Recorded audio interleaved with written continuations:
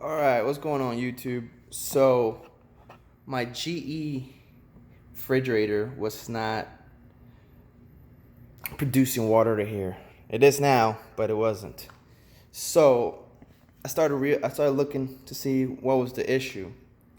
The first thing I looked at was I took it out and checked there was actually the back, the water line was open. So it was.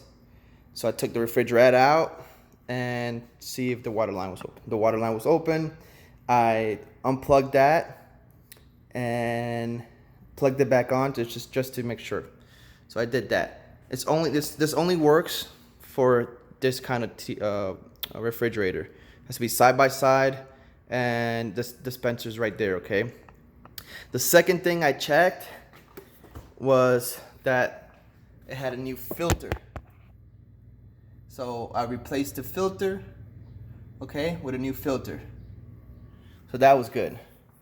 Second thing, the third thing I checked was this has a line that goes from down there all the way up here, and it comes out to right there, right? Comes out to right there.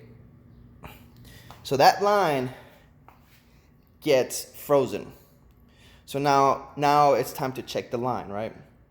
So you have to remove this little, you have to remove that from the bottom, okay? Then what you have to do is put it in there so you guys can see real good.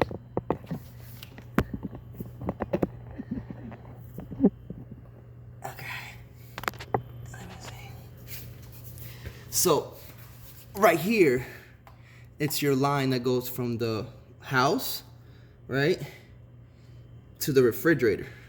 So you open this door right here, okay, and this line goes in there. It's in there, right?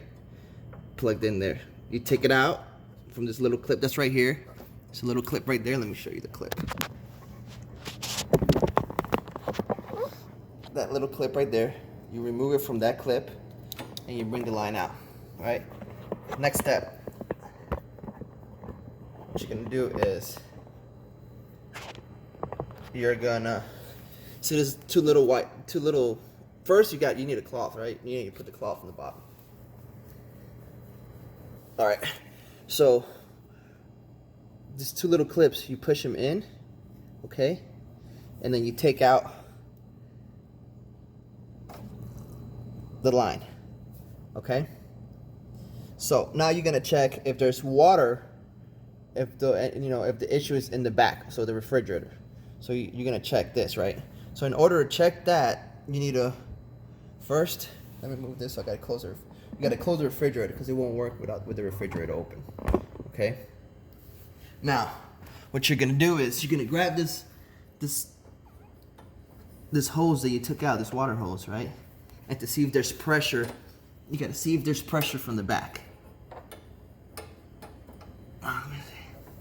So, damn it. All right. So you're gonna close the refrigerator and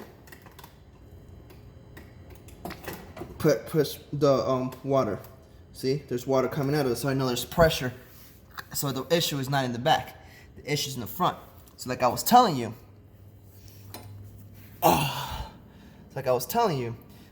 this area right here, this line that goes up gets frozen because, like I said, this is the freezer, so it gets frozen, right? So what do?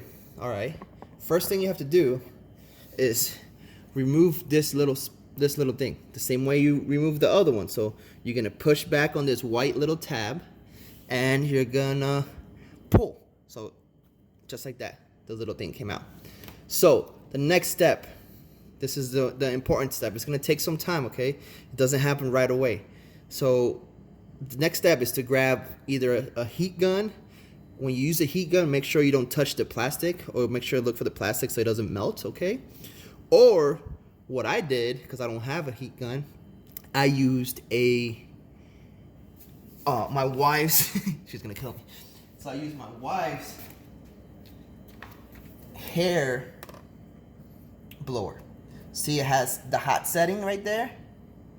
So you put it on the hot setting, you put it on high, and you're gonna blow in this hole right there for a little bit. So what I did is I just left it like that. You know, of course I was holding it. Let me bring this thing back real quick.